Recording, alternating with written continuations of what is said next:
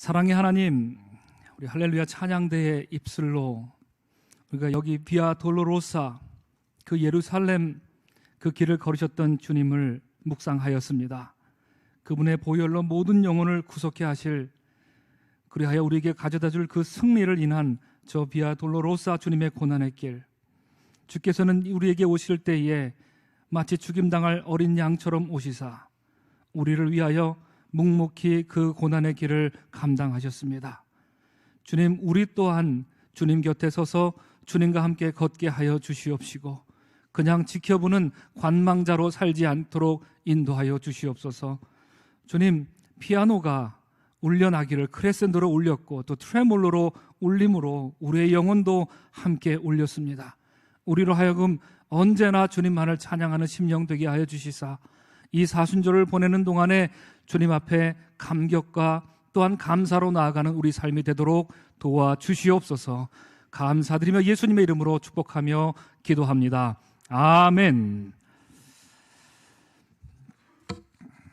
사순절 5째 주일 예배에 나오신 여러분들을 주님의 이름으로 환영하며 축복합니다. 우리 1층과 또 찬양대석과 또 2층과 그리고 소예배실에서 함께 예배하는, 또한 온라인으로 예배하는 우리 사랑하는 서강교회 모든 성도들에게 주님의 평강과 사랑이 다시 한번 넘치시기를 주님의 이름으로 축복을 드립니다.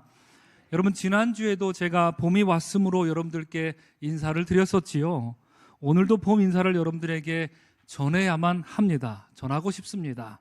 지난주에는 여러분 추운 겨울이 지나가고 봄 기운이 완연해지기 바로 그 직전에 봄의 전령들이 저 먼 곳으로부터 날아오는 모습이었다면, 이번 주 한 주간을 보내는 동안에는 그 봄의 전령들이 우리에게로 아주 가까이 성큼 다가와서 우리로 하여금 새로운 기운을 입고 살라 속삭여 주는 것 같습니다. 여러분, 봄의 전령 중에 대표적인 것이 무엇이 있겠습니까? 바로 꽃들입니다. 그래서 시인 나태주는 이렇게 풀꽃을 노래한 적이 있지요. 아마 많이들 들어보셨을 줄 압니다. 자세히 보아야 예쁘다, 오래 보아야 사랑스럽다, 너도 그렇다. 비록 마스크를 쓰셨어도 여러분, 제가 비록 대충 볼 수밖에 없지만 여러분들은 참 아름다우시고 참 귀한 영혼이라는 것, 이 예배당에 나와 있는 것만 보더라도 그런 생각이 듭니다. 또한 이혜인 시인은 장미꽃이라는 시에서 이렇게 노래한 적이 있습니다.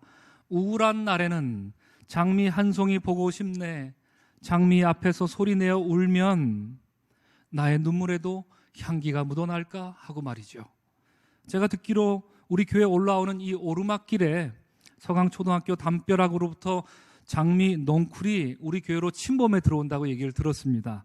우리 교회 직원들과 그 얘기를 잠깐 나누면서 꽃들도 우리 주님의 은혜를 갈망하는가 보다, 마음껏 침범하거라 요것들아, 그렇게 얘기를 나눈 적이 있는데요. 아직 그 넝쿨들을 보지를 못했습니다. 이제 그 넝쿨이 우리 교회로 서서히 스물스물 이렇게 기어 들어올 텐데 환영할 것만 같습니다.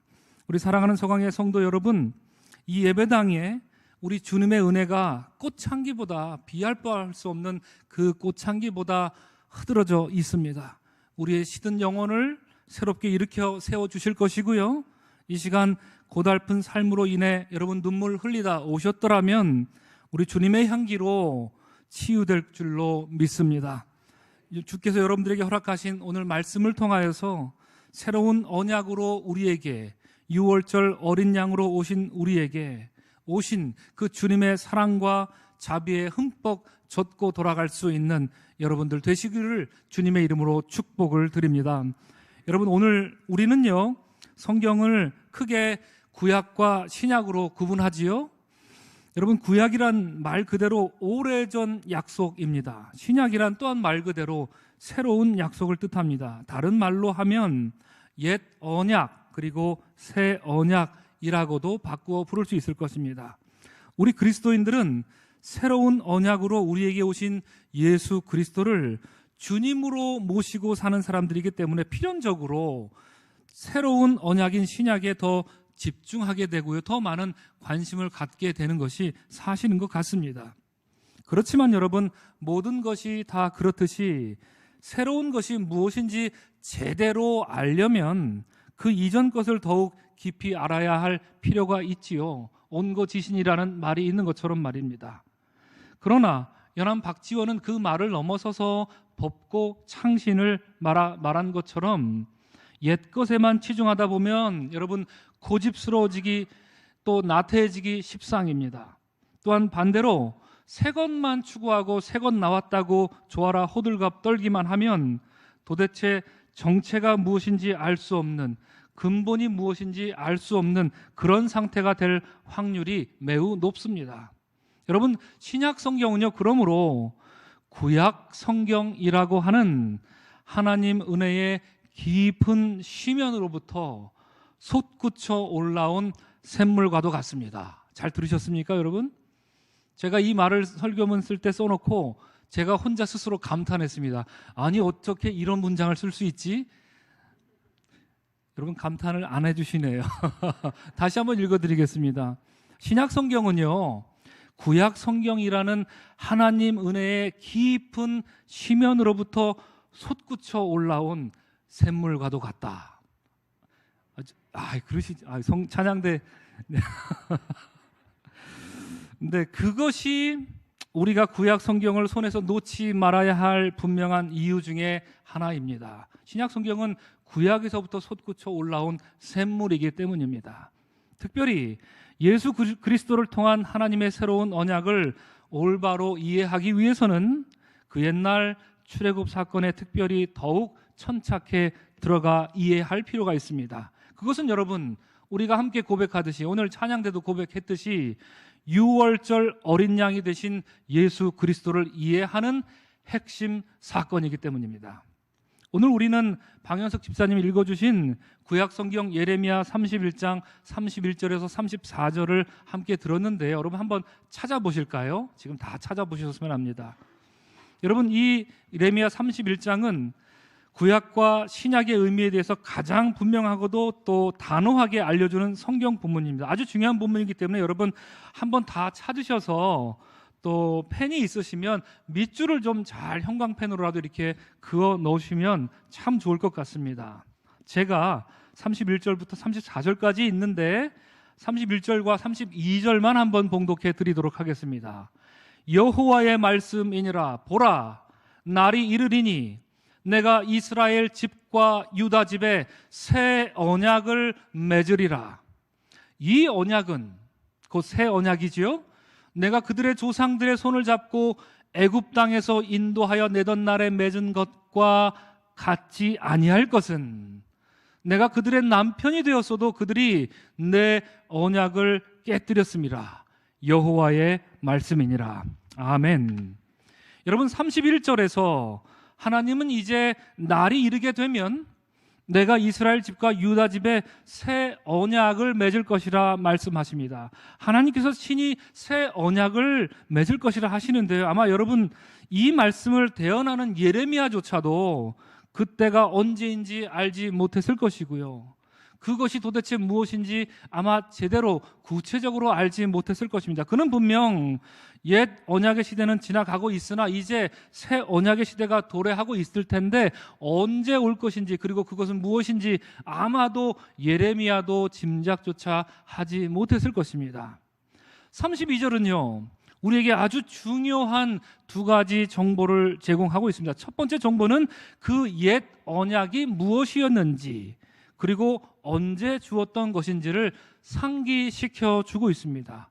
그리고 두 번째 정보는요, 그 옛 언약이 지금은 어떻게 돼 버렸는지 안타까운 마음으로 우리에게 고발해 주고 있는 것이죠. 다시 말씀드리면 옛 언약이란 하나님께서 이스라엘 백성들을, 그들의 조상들을 애굽으로부터 구해 주시던 날에 곧 출애굽 때에 맺어 주셨던 언약인데, 그 언약을 이스라엘 백성들이 스스로 파기시켜 버렸고 스스로 발로 걷어차 버렸다라는 이야기를 32절에서 우리에게 들려주고 있습니다. 여러분, 출애굽 때에 무슨 일이 있었습니까? 여러분, 출애굽 사건 생각하면 어떤 사건이 제일 먼저 생각이 나시는가요? 아마 여러분들도 잘 알고 계시다시피 출애굽 직전에 우리 하나님께서는 이스라엘 백성들에게 이르시기를 흠 없는 순양을 잡아 그 피를 문설주와 인방에 바르라 하셨습니다.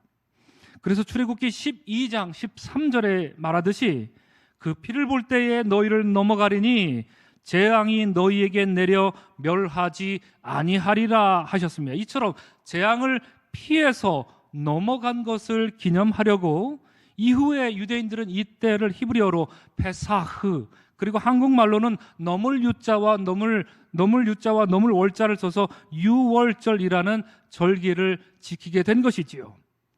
명실상부 이스라엘 최고의 명절입니다. 우리나라로 치자면 광복절이라 이렇게 비유할 수 있겠으나 우리가 체감하는 광복절과는 사실 비교할 수 없이 이스라엘 백성들에게는요, 거의 절대적인 절기가 바로 유월절이었습니다. 그래서 모든 이스라엘 백성들은 저들이 어디에 살든지 무엇을 하든지 상관없이 유월절이 이르면 예루살렘에 반드시 와서 하나님께 예배하고 또한 제사를 드리며 그 절기를 기념하고 축하해야 할 의무가 있었던 것입니다. 그리고 여러분, 이 유월절 사건 이후로 하나님께서는 시내산에서 모세에게 율법을 주시면서 언약을 맺어 주셨지요. 그 언약의 내용이 무엇인지 출애굽기 19장 5절에 나와 있습니다. 제가 읽어드리겠습니다. 하나님 말씀하시기를 세계가 다 내게 속하였나니 너희가 내 말을 잘 듣고 내 언약을 지키면 너희는 열국 중에서 내 소유가 되겠고 너희가 내게 대하여 제사장 나라가 되며 거룩한 백성이 되리라 말씀하셨습니다. 이것이 하나님의 언약이었던 것이지요. 그리고 이어서 하나님께서는 그 백성들에게 우리가 잘 아는 성경책 맨 앞에 있는 십계명을 주셨습니다. 그런데 여러분, 이 유월절 사건이 얼마나 중요했는가 하냐면 그 십계명 서문은 나는 너를 애굽 땅 종되었던 집에서 인도하여 낸 너의 하나님 여호와로라 시작되고 있을 정도였습니다. 하나님의 계명과 유월절은 뗄래야 뗄 수 없는 관계란 말입니다. 하나님의 계명을 지키는 것은 유월절을 지키고 기억하고 기념하는 것에서부터 출발해야 한다는 것입니다. 하나님의 계명은 유월절 정신에서부터 솟구쳐 나온다라는 이야기를 우리가 출애굽을 통해서 들을 수 있다는 얘기지요. 그런데 여러분, 그랬던 율법을, 그랬던 옛 계명을 오늘 예레미야서에서는 하나님께서 그 옛 계명을 거두어 드리고자 말씀하십니다. 옛 언약을 거두어 드리고 새 언약을 맺겠다 하시는데 32절은 왜 하나님께서 그 언약을 거두어 드리려 하셨는지를 말해주고 있습니다. 이유인즉슨 하나님께서는 그들의 남편이 되어 주었어도 그들이 언약을 깨뜨렸기 때문이라고 표현됩니다. 여러분, 남편이 되었다라는 말은 무슨 뜻입니까? 구약 성경에는요, 하나님과 이스라엘의 관계가 신랑 신부 관계로 이따금 잘 묘사가 되고 있습니다. 그런데 우리가 기억해야 할 것은요, 하나님과 이스라엘 사이에 맺어진 혼인 관계는 오늘날 우리가 알고 있는, 우리가 하고 있는 이런 결혼과 단순 비교를 할 수 있는 것이 아닙니다. 왜냐하면 하나님과 이스라엘 사이의 혼인 관계는 말하자면 천둥벌거숭이로 살고 있던, 그리고 아무짝에도 쓸모없던 이스라엘 사람들을 하나님께서 일방적으로 거두어 주신 사건이기 때문입니다. 호세아서에 나오듯이 부엘리의 아들 호세아가 디블라임의 딸 고멜과 결혼해 준 격입니다. 하나님께서는 당시 고대 근동지방에서 떠돌이라 손가락질을 받았고 노예처럼 부림을 당했으며 사회계층으로 보자면 모두에게 짓밟힘을 당한 그 최하위 계층 중에 최하위 계층이었던 히브리 사람들을 친히 찾아가셔서 그들을 귀한 신부로 맞아 사랑해 주셨고 언약을 맺어 주신 것, 이것을 성경은 말하기로 내가 너희의 남편이 되었다라고 묘사하고 있는 것입니다. 그러므로 이것은 어떤 대등한 혼인 관계를 의미하지 않고요, 하나님의 전적인 은총을 묘사하는 비유인 것이지요.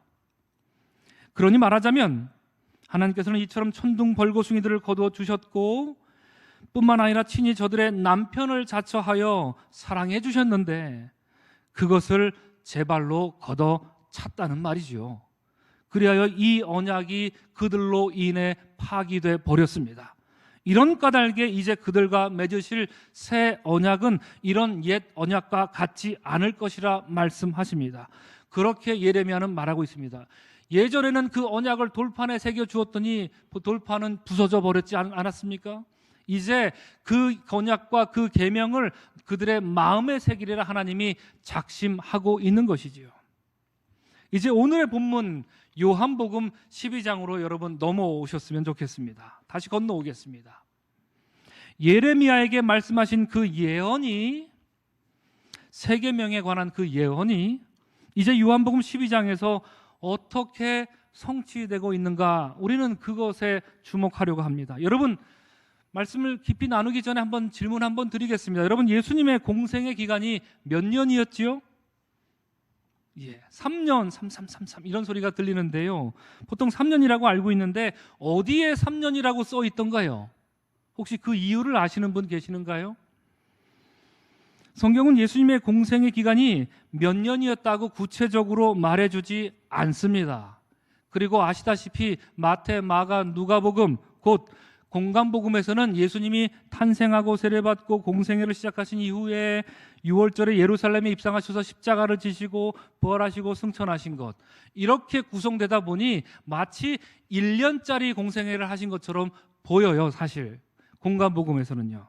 그런데 요한복음에서는요, 예수님이 6월절에 예루살렘에 올라가신 이야기가 몇 번 나올까요?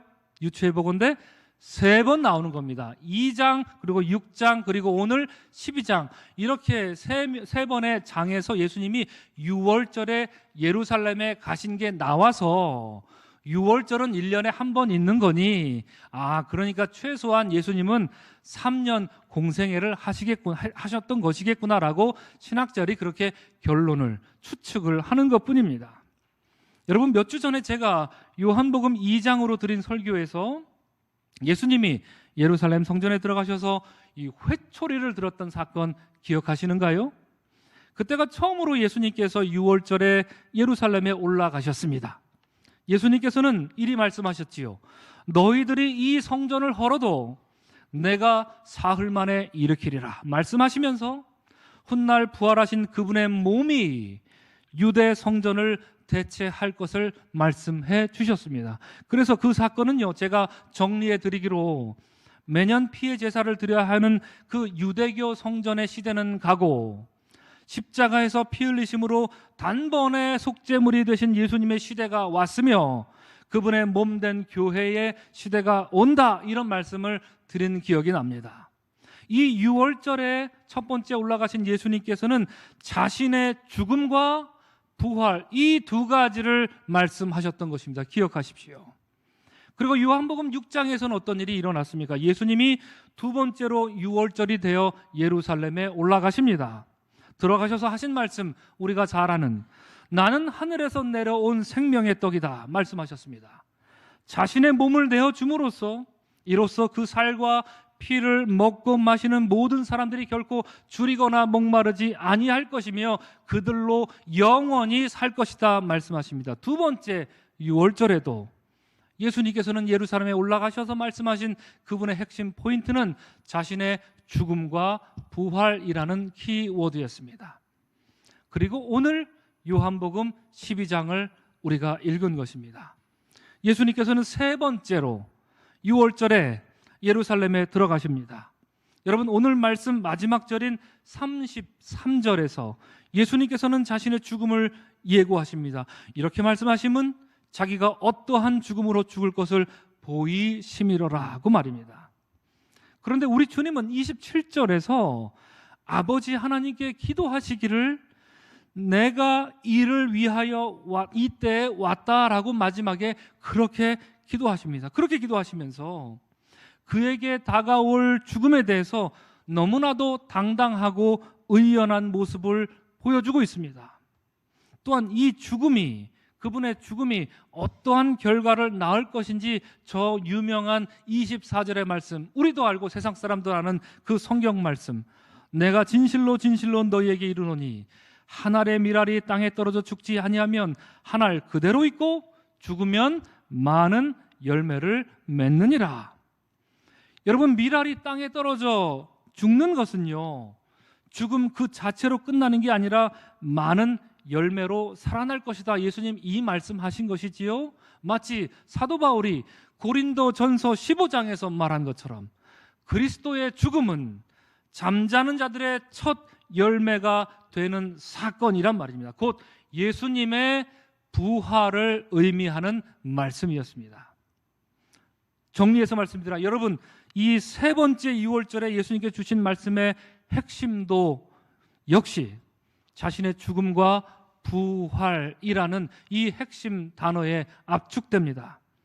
첫 번째, 두 번째, 그리고 이 세 번째 6월절 모두 예수님께서는 자신의 죽음과 부활에 대해서 말씀하셨다는 것이 우리 주님이신 예수 그리스도께서 스스로 6월절에 어린 양으로 오셨고 이로써 새 언약을 성취하려 하셨던 것이지요.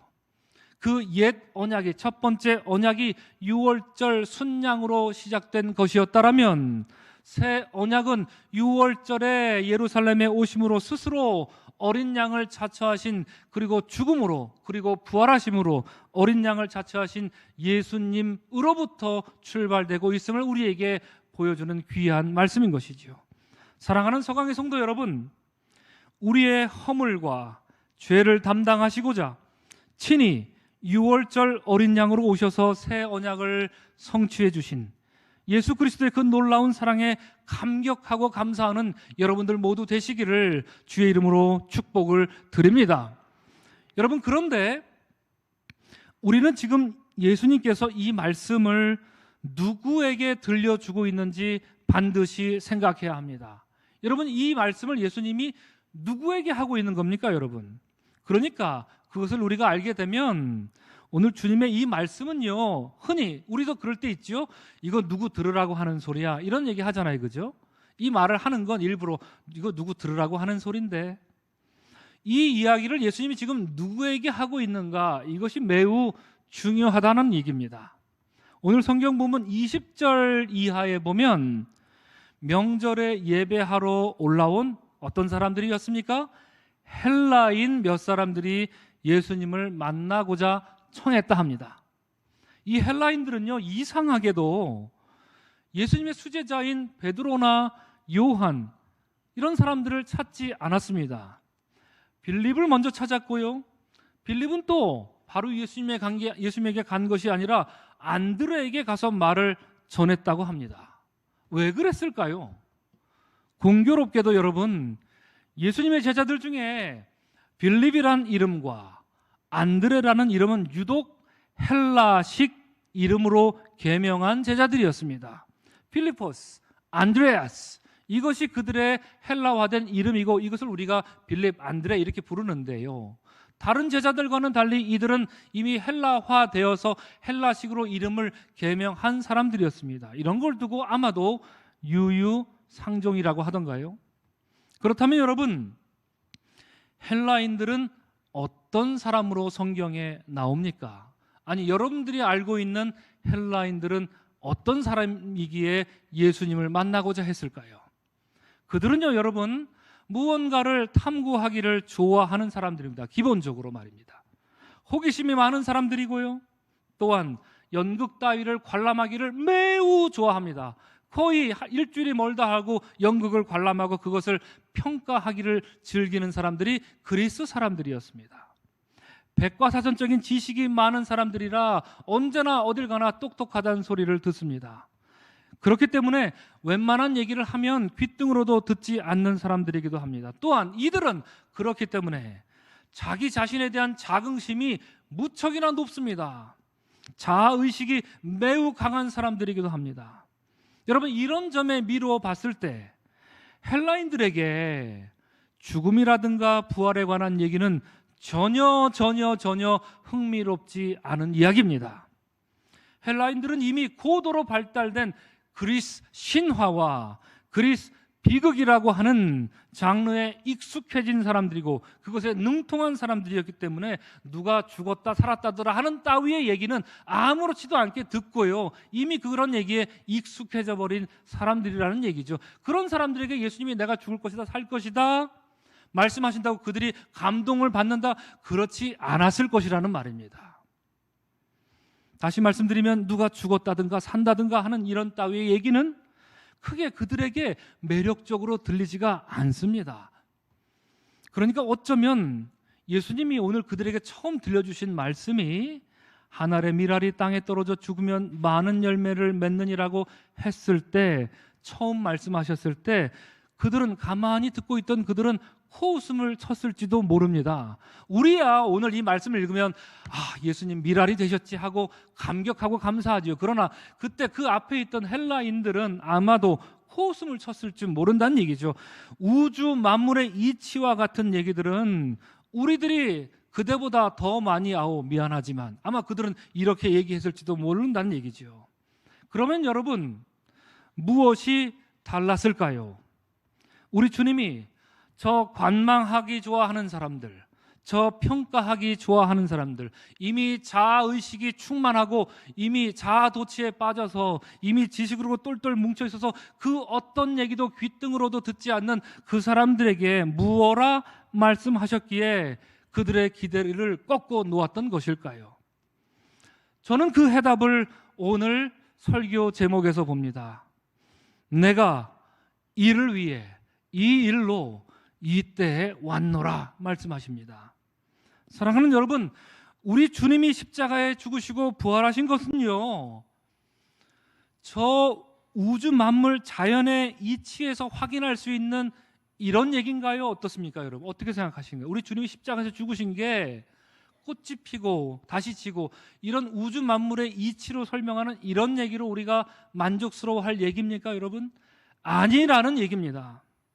밀알이 땅에 떨어져 죽어서 열매를 맺는 것만으로도 다 설명되지 않습니다. 우리 주님의 죽음은요. 그것은 우리 주님은 세상을 구원하기 위해서 스스로 자기를 버리신 분이기 때문입니다. 우리를 향한 그 무모하고 어리석어 보일 정도로 보이는 그 사랑으로 인해서 자신의 생명을 우리에게 주신 분이라는 얘기입니다. 거기서 더 나아가 주님은요, 내가 내 목숨을 너희를 위해서 내가 준다, 여기까지도 감탄스럽고 여기까지도 경탄할 나위 안 돼요. 여러분, 주께서 말씀하시기를 그런데 내가 이를 위해서 왔다는 얘기입니다. 이것을 위해서 왔다, 그리고 내가 이때에 왔다라고 말입니다. 주님께서는 세상 그 어떤 사람들 앞에서조차도 우리를 향한 그 기꺼운 사랑을 공히 내비치셨고 단 한 발걸음도 뒤로 물러서지 않으셨습니다. 우리를 사랑하시기 위해서 단 1초도 더디하지 않고 성큼 앞으로 나오셨습니다. 이것을 묻는 사람들에게 내가 이것을 위해 이때에 왔다, 나로 하여금 뒤로 물러가게 하지 말거라 하는 말씀으로 묵묵히 그들에게 맞서 섰던 것이죠. 사랑하는 서강의 성도 여러분, 고린도전서 1장 22절에서 사도 바울은 말했습니다. 유대인들은 표적을 구하고 헬라인들은 지혜를 찾으나 우리는 십자가에 못 박히신 그리스도를 전한다. 그렇습니다. 우리는 십자가에 못 박히신 그리스도를 전합니다. 그리스도의 순환은요, 단순한 그리스 비극에 비할 바 아닙니다. 그 이유는 오늘 예수님의 외마디 외침, 내가 이를 위해 이때에 왔다 때문이었습니다. 우리는 그리스도의 고난과 죽음을 슬퍼하지만 그것은 단순한 비극으로 끝나는 이야기가 아닙니다. 또한 주님의 부활은 단순히 죽은 사람이 살아났다는 흥미진진한 이야기도 아닙니다. 그것은 우리 주님 예수 그리스도께서 저 하늘나라에 소망을 둔 사람들은 이 땅에서 무엇으로 살아야 하는지를 똑똑히 보여준 모습이었기 때문입니다. 그것은 사랑이었습니다. 이제 말씀을 마치고자 합니다. 여러분, 우리 주님께서는 오늘 예배하는 우리들에게도 동일한 말씀을 주십니다. 내가 너를 위해 죽고자 지금 왔노라. 내가 너를 위해 내 목숨을 기꺼이 내어 주노라. 내가 너를 위해 죽음으로 너희들도 부활할 것이다. 지금껏 우리들을 혹시 이 헬라인들처럼 관망하듯이 주님을 여러분들 혹시 바라본 적은 없으신가요? 주님은 나를 섬기려면 나를 따르라. 나 있는 곳에 나를 섬기는 자도 있어야 한다 말씀하셨는데, 우리는 주님을 섬긴다 말은 잘 하면서도 우리는 평평하고 넓은 길로만 다니면서 좁고 험한 주님의 고난의 길 비아 돌로로사를 그저 옆에 서서 바라만 보고 지켜보고만 있었던 것은 아니었습니까, 여러분? 사랑하는 서강의 성도 여러분, 이 사순절의 여정 속에서 오늘 말씀으로 인하여 우리의 관망을 꺾고 내려놓는 여러분 되시기를 바랍니다. 우리의 자존심을 꺾고 내려놓는 여러분들 되시기를 바랍니다. 그리하여 유월절 어린 양으로 우리에게 오신 주님이 서 계신 그곳에 성큼 다가설 수 있는 여러분과 제가 될 수 있기를 주님의 이름으로 간절히 축원합니다. 기도하겠습니다. 새 언약을 이루기 위해 유월절 어린 양으로 이 땅에 오신 주님, 새 언약을 이루기 위해 기꺼이 십자가를 지신 주님, 그것은 주님의 사랑이었습니다. 우리 주님은 내가 이를 위해 이때에 왔노라 하시며 단 한 걸음도 뒤로 물러서지 않으셨습니다. 당신의 죽음을 회피하시거나 뒤로 미루심도 없이 우리를 사랑해 주셨습니다. 사랑해 주님, 지금껏 우리의 삶은 주님을 섬기고 따르는 삶이 아니라 관망했고 때로는 평가했으며 우리의 자존심을 앞세웠던 삶이었던 때가 참 많았음을 이 시간 고백합니다. 주여, 우리를 용서하여 주시고 불쌍히 여겨 주시옵소서. 그리하여 이 사순절의 여정을 보내는 동안에 오직 겸손한 회개로 주님 서 계신 곳, 그 비아 돌로로사에 우리도 서며 주를 따르게 하여 주옵소서. 예수님의 이름으로 기도합니다. 아멘.